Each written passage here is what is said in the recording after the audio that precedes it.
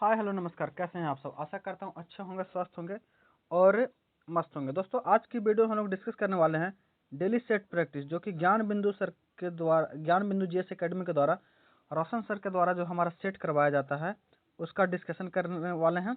तो वीडियो का लास्ट तक बने रहिएगा और अगर आप चैनल पर नए हैं तो चैनल को सब्सक्राइब कर लीजिएगा, क्योंकि इसी तरह का वीडियो जो है डिस्कशन हम लोग लेकर आते रहते हैं, जो आपको बिहार पुलिस आने वाले और दरोगा में है बहुत ही महत्वपूर्ण साबित होगा। तो वीडियो को लास्ट तक बने रहिएगा और अगर इसका पीडीएफ प्राप्त करना चाहते हैं तो हमारे टेलीग्राम चैनल पर भी जुड़ सकते हैं। तो चलिए शुरू करते हैं। पहला प्रश्न है हमारा, संयुक्त विशेष बल अभ्यास खंजर का 12वां संस्करण 10 मार्च 2025 को किन देशों के बीच शुरू किया गया। तो देखिए दोस्तों, कौन सा अभ्यास है, खंजर वहां का 12वां अभ्यास, और यह किस देश के बीच होता है। तो यह जो होता है दोस्तों, यह भारत और किर्गिस्तान के बीच होता है। किसके बीच, भारत और किर्गिस्तान के बीच। ऑप्शन नंबर बी हमारा बिल्कुल करेक्ट हो जाएगा। अगला हमारा भारत और नेपाल। तो भारत और नेपाल के बीच कौन सा होता है, तो सूर्य किरण होता है। कौन सा, सूर्य किरण अभ्यास जो है वह भारत और नेपाल के बीच होता है। वही दोस्तों पूछ ले, भारत, आप बताइएगा क्या बोलते हैं, युद्ध अभ्यास किसके बीच होता है। तो युद्ध अभ्यास जो है वो भारत और अमेरिका के बीच होता है। अगर आपसे पूछ ले कि जीमेक्स किसके बीच होता है, तो जीमेक्स जो है भारत और जापान के बीच होता है। किसके बीच, भारत और जापान के बीच होता है।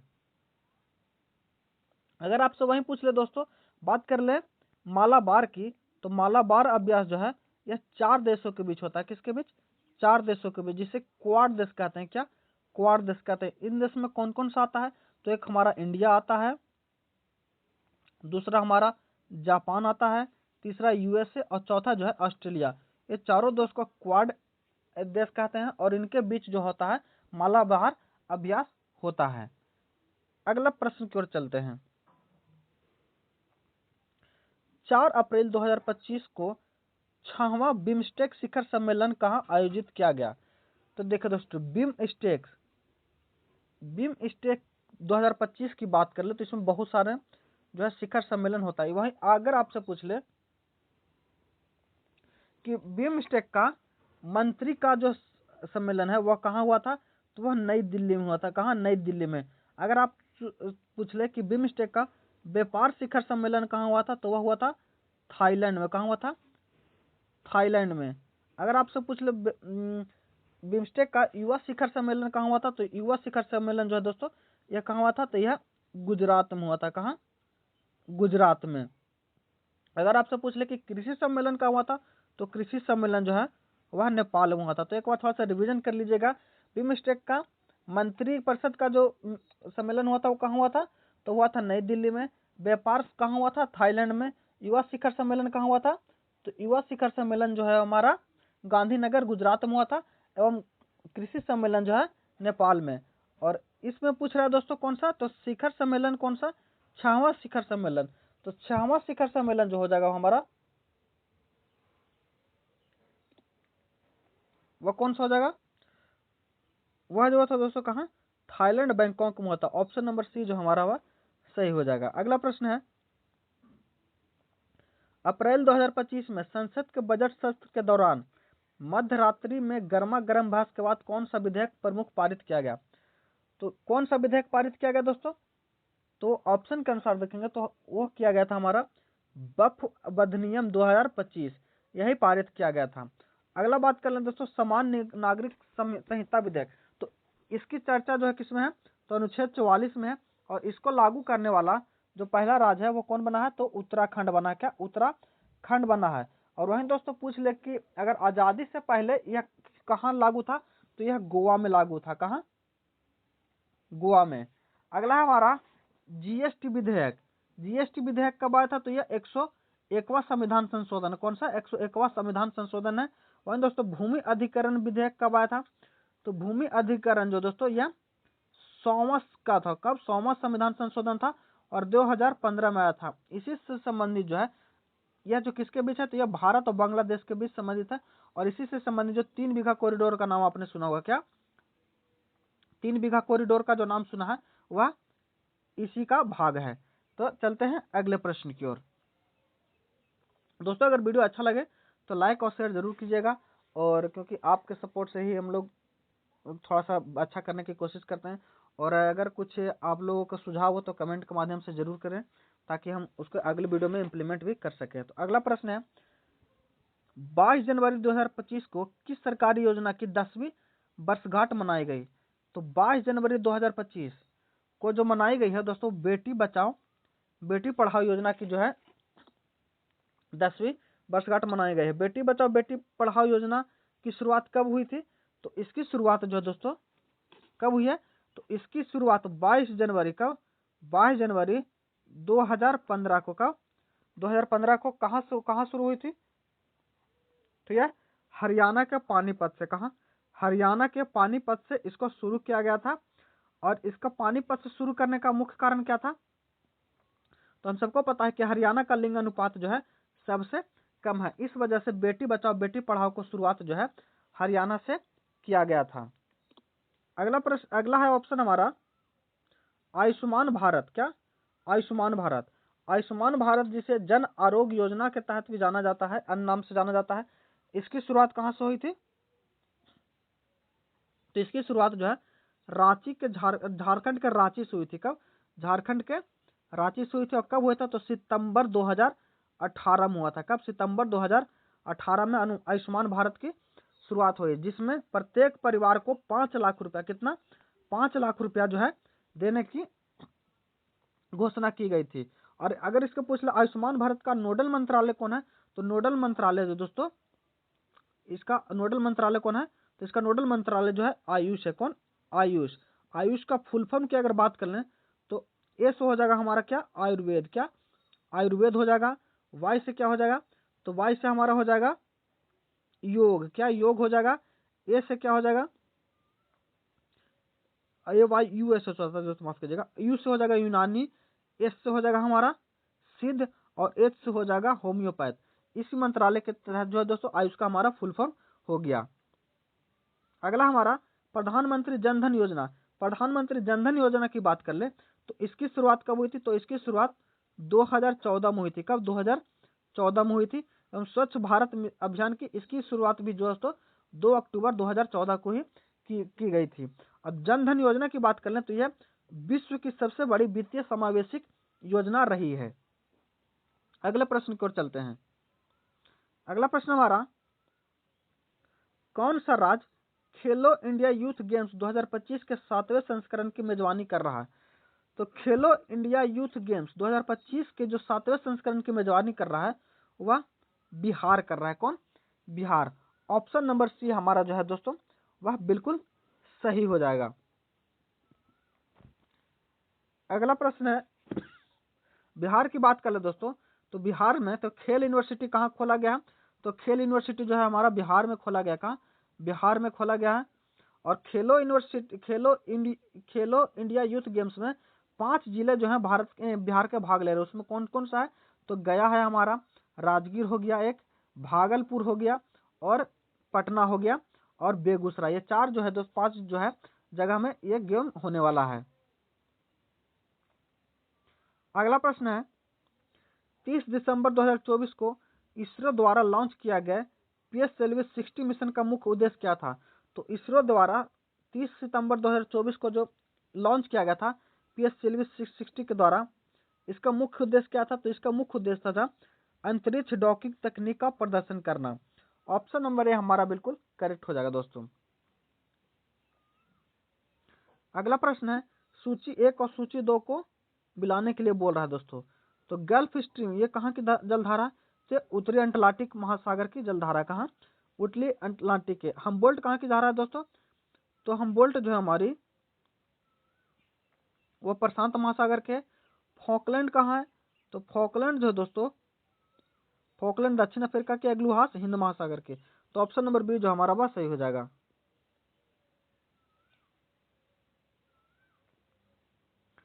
अगला प्रश्न है, निम्नलिखित में से कौन सा युग्म सही सुमेलित है? तो वन्य टाइगर अधिनियम 1972 में आया था, यह दोस्तों सही है। प्रोजेक्ट टाइगर की 1973 में, यह भी सही है दोस्तों। प्रोजेंट एलिफेंट 1992 में, ये भी सही है। तो तीनों का तीनों जो हमारा वह सही है। और अगला प्रश्न की ओर चलते हैं। निम्नलिखित में से कौन सा राष्ट्रीय उद्यान बाघ संरक्षण परियोजना के अंतर्गत शामिल है? तो देखो दोस्तों, बाघ संरक्षण अधिनियम टाइगर प्रोजेक्ट कब आया था? तो 1973 में आया था। इसकी शुरुआत किसने, इसके उद्घाटन किसने किया था? तो इंदिरा गांधी ने किया था। किसने? इंदिरा गांधी ने। बंधव, पहला ऑप्शन है हमारा बंधवगढ़ राष्ट्रीय उद्यान। हाँ दोस्तों, यह जो है ये इसमें बाघ के लिए प्रसिद्ध है। सरिस्का वन्य जीव अभ्यारण्य, यह भी बाघ के लिए प्रसिद्ध है। मानस राष्ट्रीय उद्यान, यह भी दोस्तों बाघ के लिए प्रसिद्ध है। लेकिन दांची ग्राम राष्ट्रीय उद्यान, यह जो दोस्तों यह हिरण की एक प्रजाति होती है हंगुल, उसके लिए प्रसिद्ध है। अब बात कर ले दोस्तों कि ये सब है कहाँ? तो बांधवगढ़ जो हमारा यह एमपी में है। कहाँ? एमपी में है। मानस भी हमारा एमपी में है। और सरिस्का वन्य जीव अभ्यारण्य यह राजस्थान में। कहाँ? राजस्थान में। और दांची ग्राम राष्ट्रीय उद्यान यह कहाँ? तो जम्मू एंड कश्मीर में। कहा? जम्मू कश्मीर में है। अगले प्रश्न की ओर चलते तो हमारा सही उत्तर जो हो जाएगा 1, 3, 4। तो 1, 3, 4 ऑप्शन नंबर डी हमारा बिल्कुल करेक्ट हो जाएगा दोस्तों। अगला प्रश्न है, उत्तर अमेरिका महाद्वीप के अंतर्गत भारत में पाई जाने वाली घास भूमियां निम्नलिखित में से किस नाम से जानी जाती हैं? तो उत्तर अमेरिका महाद्वीप में जो अमेरिका में कौन सी घास पाई जाती है? तो अमेरिका में दोस्तों प्रेरी पाई जाती है। कहाँ? प्रेरी पाई जाती है। ऑप्शन नंबर सी जो हमारा सही हो जाएगा। बेल्ट बात कर लें तो बेल्ट कहाँ के? तो दक्षिण अफ्रीका के। कहाँ? दक्षिण अफ्रीका के। डाउन्स कहाँ के दोस्तों? तो डाउन्स जो है ऑस्ट्रेलिया के। कहाँ? डाउन्स जो है डाउन्स, हाँ डाउन्स ऑस्ट्रेलिया के है दोस्तों। सवाना कहाँ के? तो सवाना जो दक्षिण अफ्रीका के। कहाँ? अफ्रीका, दक्षिण अफ्रीका के सवाना है। अगला प्रश्न है, पश्चिमी तटीय मैदान के संदर्भ में नीचे दिए गए कथनों पर विचार कीजिए। पश्चिमी तटीय मैदान के मध्य चौड़े तथा प्रत्येक कथन दोस्तों गलत है। पश्चिमी घाट तटीय मैदान जो है मध्य में पतला है और दोनों किनारे पे चौड़ा है। ऑप्शन नंबर ये हमारा गलत है। दूसरा कथन है, पश्चिमी तटीय मैदान जलमग्न तटीय मैदान का उदाहरण है। हाँ, यह कथन सही है। पश्चिमी तटीय मैदान में बाहर बहने वाली नदियां डेल्टा नहीं बनाती है। यह भी दोस्तों कथन है ये, क्योंकि ये एस्च्यूरी बनाते हैं। ऑप्शन नंबर बी जो हमारा वह सही हो जाएगा। अगला प्रश्न है, हिमालय पर्वत श्रृंखला के किन दो श्रेणियों के बीच सिंधु नदी अपवाहित होती है? तो यह जो होती है लद्दाख और जास्कर के बीच होती है। ऑप्शन नंबर बी जो हमारा वह सही हो जाएगा। एक श्योक नदी है दोस्तों, यह किसके बीच? तो पीर पंजाल और जास्कर के बीच होती है। भारतीय दर्पण की प्रादेशिक विविधताओं के संबंध में निम्न में से कितनों पर विचार कीजिए। तो पहला है, हिमालय में बर्षण हिमपात के रूप में होता है दोस्तों, यह सही बात है। तमिलनाडु के तटीय प्रदेश में वर्षा शरद ऋतु में आरंभ होती है, यह भी दोस्तों सही है। उत्तरी मैदान में वर्षा की मात्रा पूर्व से पश्चिम की ओर घटती है। नहीं दोस्तों, यह गलत है, जो है गलत है। तो हमारा सही उत्तर जो हो जाएगा वह यह एक हो जाएगा। क्या? एक, केवल एक और दो सही है। अगला प्रश्न हमारा, निम्नलिखित में से कौन सी कॉफी सबसे अधिक उत्पादित करता है? तो सबसे अधिक जो कॉफी उत्पादन करने वाला राज्य है वह हमारा कर्नाटक है। क्या? कर्नाटक है। और कॉफी की बात कर ले दोस्तों, तो कॉफी किससे प्राप्त होता है? तो कॉफी जो होता है बीज से प्राप्त होता है। किससे? बीज से प्राप्त होता है। और इसको उपजाने के लिए कौन सी मिट्टी की आवश्यकता पड़ती है? तो इसमें जो है दोस्तों लेटराइट मिट्टी। क्या? लेटराइट मिट्टी की आवश्यकता पड़ती है। और कॉफी का बीज दोस्तों कितने वर्षों में प्राप्त किया जाता है? तो यह 4 वर्ष में एक बार प्राप्त किया जाता है। इसीलिए कॉफी महंगा भी होता है। अगला प्रश्न हमारा, नीचे दिए कथनों पर विचार कीजिए। हिमालय पर्वत श्रृंखला का विस्तार पश्चिम पूर्व में सतलज नदी से लेकर ब्रह्मपुत्र तक है। तो यह जो कथन है दोस्तों यह सही है। अगला है, हिमालय पर्वत श्रृंखला की चौड़ाई पश्चिम में से पूरब की ओर घटती जाती है। नहीं दोस्तों, पश्चिम में दोस्तों घटती है और पूरब की ओर जैसे जैसे बढ़ती जाती है उस तरह इसकी चौड़ाई जो है बढ़ती जाती है। तो यह कथन गलत हो जाएगा। हिमालय श्रृंखला के पश्चिम भाग की ऊंचाई में पूर्वी भाग की अपेक्षा अधिक विविधता पाई जाती है। तो पूर्वी भाग में दोस्तों अधिक विविधता पाई जाती है, कथन जो सही है। तो हमारा 1 और 3 जो है वह सही हो जाएगा। अगला प्रश्न है, सही विकल्प का चयन कीजिए। विश्व की सभी झीलों को नदियों और जल की कुल मात्रा निहित रहती है। तो यह दोस्तों गलत है। विश्व के सभी झीलों और नदियों में जल की मात्रा निहित रहती है, नहीं, भूमिगत जल की कुल मात्रा निहित रहती है। यह भी दोस्तों गलत है। कहीं देखते हैं कहीं कम होता है, कहीं ज्यादा होता है। विश्व के समुद्री और महासागरों के जल की कुल मात्रा निहित रहती है, यह भी कथन गलत है। यह कथन सही है दोस्तों, विश्व में जल की कुल मात्रा निहित है। अगला प्रश्न है, संविधान अधिनियम में किसको लिए उपबंध किया गया है? तो संविधान अधिनियम में जो उपबंध किया गया है, स्वतः शासन की इकाई के रूप में पंचायतों गठित करने के लिए विस्तृत प्रणाली। ऑप्शन नंबर बी हमारा सही हो जाएगा। अगला प्रश्न है, संविधान के अनुच्छेद 280 के अनुसार पंचायतों संसाधनों की आपूर्ति के लिए राज्य के संचित निधि के संवर्धन हेतु राष्ट्रपति की सिफारिश करने के लिए कौन उत्तरदायी है? तो वह दोस्तों कौन उत्तरदायी है? तो वह जो केंद्रीय वित्त आयोग है। ऑप्शन नंबर बी हमारा सही हो जाएगा। अगला प्रश्न है, पाचन तंत्र के संदर्भ में निम्नलिखित कथनों पर विचार कीजिए। पहला हमारा, पाचक रस सरल पदार्थ को जटिल बनाता है जो पाचन में सहायक है। ऑप्शन नंबर ए हमारा बिल्कुल सही है। अगला प्रश्न है, फुसफुस धमनी ऑक्सीजन समृद्ध रक्त को प्रवाह करती है। यह भी कथन जो है दोस्तों सही है, नहीं ये गलत है दोस्तों, और दूसरा कथन भी गलत है। ऑप्शन नंबर डी हमारा सही हो जाएगा।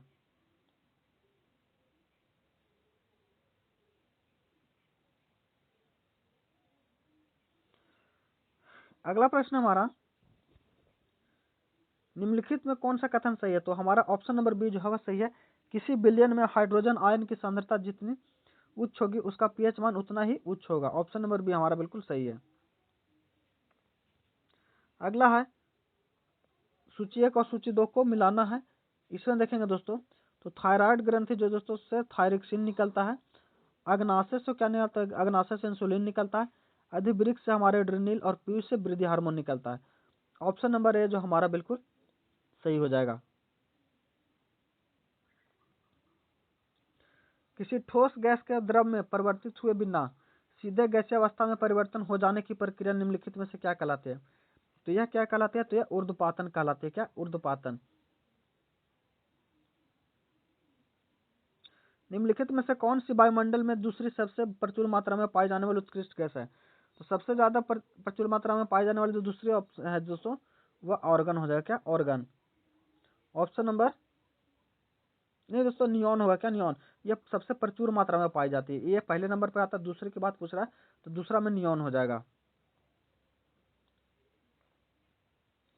आपतन कोण परावर्तन कोण के बराबर होता है एवं आपतित किरण दर्पण के आपतन बिंदु पर अभिलंब तथा परिवर्तित किरण सभी एक ही तल में हो तो उपरोक्त में से किस नियम का संबंधित है? तो यह जो नियम है यह किससे संबंधित है? तो यह प्रकाश के परावर्तन से संबंधित है। ऑप्शन नंबर बी हमारा सही हो जाएगा।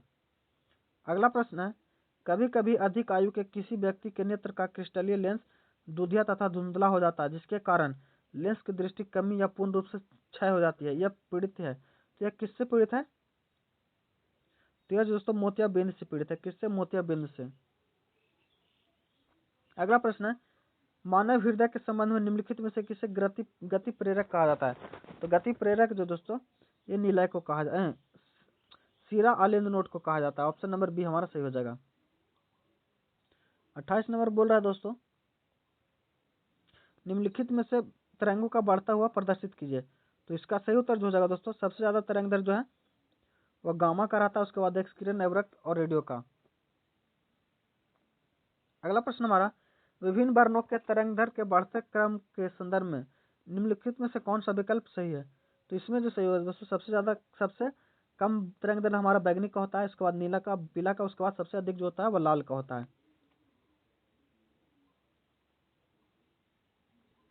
भारत के निम्नलिखित राजनीतिक दलों के संदर्भ में विचार कीजिए। तो राजनीतिक दलों के संदर्भ में विचार करेंगे तो पहला है ऑल इंडिया तृणमूल कांग्रेस। ये जो दोस्तों ये नहीं है, इसमें हो जाएगा बहुजन समाज पार्टी जो है यह राष्ट्रीय पार्टी है। ऑप्शन नंबर सी हमारा सही हो जाएगा। ऑप्शन नंबर सी यानी इसमें देखेंगे तो ऑप्शन ए में हो जाएगा सही। समता के अधिकार के अंतर्गत निम्नलिखित में से कौन सा शामिल नहीं है? तो इसमें देखेंगे तो इसमें शामिल जो नहीं है दोस्तों वह सभी शामिल है। ऑप्शन नंबर डी जो हमारा वह सही हो जाएगा। यदि कोई व्यक्ति ऐसे पद पर नियुक्त हो गया है जिस पर उसका कोई कानूनी हक नहीं है, तो ऐसी स्थिति में न्यायालय कौन सी रिट जारी कर सकता है? तो इस ऐसे में जो दोस्तों न्यायालय जो है अधिकार परीक्षा रिट जारी करता है। ऑप्शन नंबर सी हमारा सही हो जाएगा। अगला प्रश्न है, निम्नलिखित मूल्यों में से कौन सी एक विशेषता भारत के संविधान को प्रस्तावना में से प्रस्तापित नहीं होती है? तो ये कौन नहीं होती है? तो यह दोस्तों आर्थिक और सामाजिक क्षमता। ऑप्शन नंबर डी हमारा सही हो जाएगा। अगला प्रश्न है, भारतीय संविधान के अनुच्छेद 243 जे के अनुसार राज्य के विधानमंडल पंचायती राज शासन के किस पहलू को विनियमित कर गया है? तो किसने किया है? तो यह जो है पंचायती खातों का रख रखाव को लेखा परीक्षक। ऑप्शन नंबर ए हमारा सही हो जाएगा। अगला है, निम्नलिखित कथनों पर विचार कीजिए। तो विचार करेंगे दोस्तों तो हमारा हो जाएगा, प्रधानमंत्री मंत्रिपरिषद को सभी फैसले राष्ट्रपति को अवगत कराना आवश्यक है। यह सही है, बाकी दोनों कथन जो है गलत है दोस्तों।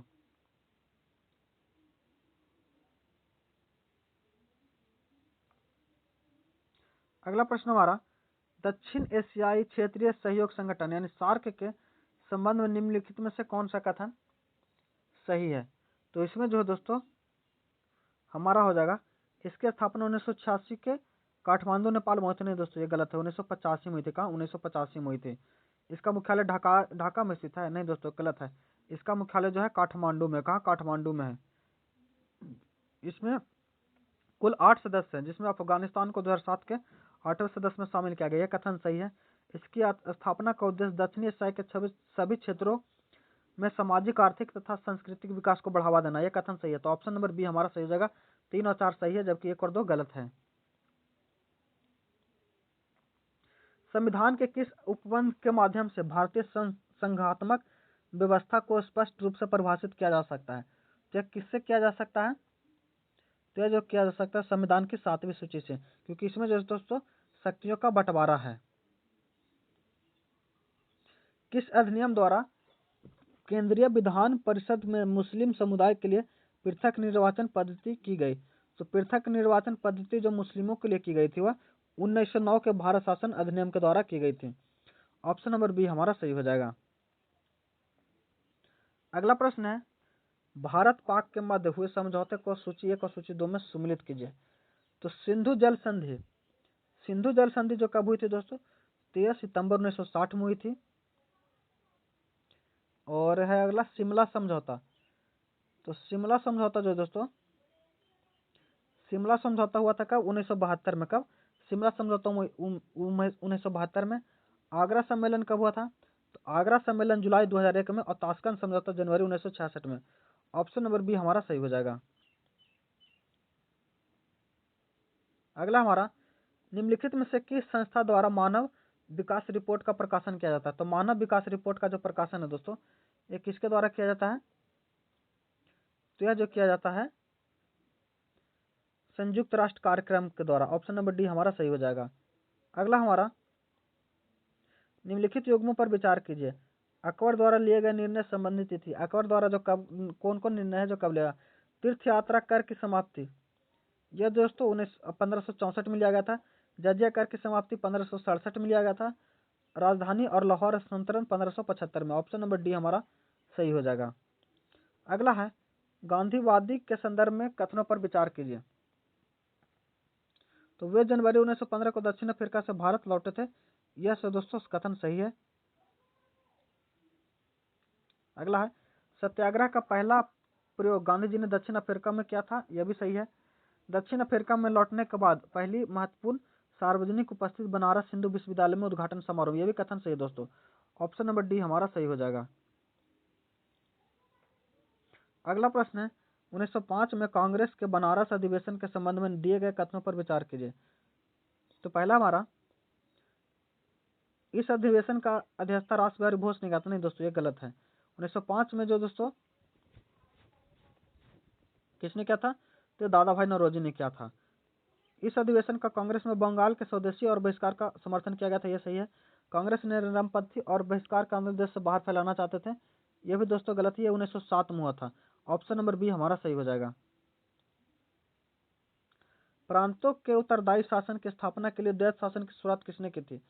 तो इसके लिए द्वैत शासन की शुरुआत जो की गई थी 1919 में भारत शासन अधिनियम के द्वारा की गई थी।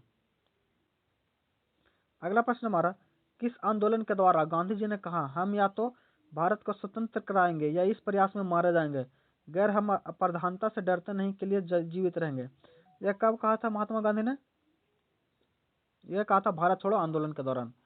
अगला प्रश्न हमारा, 1938 के कांग्रेस के हरिपुरा अधिवेशन में सुभाष चंद्र बोस की अध्यक्षता के अध्यक्ष निर्वाचित हुए। इस समय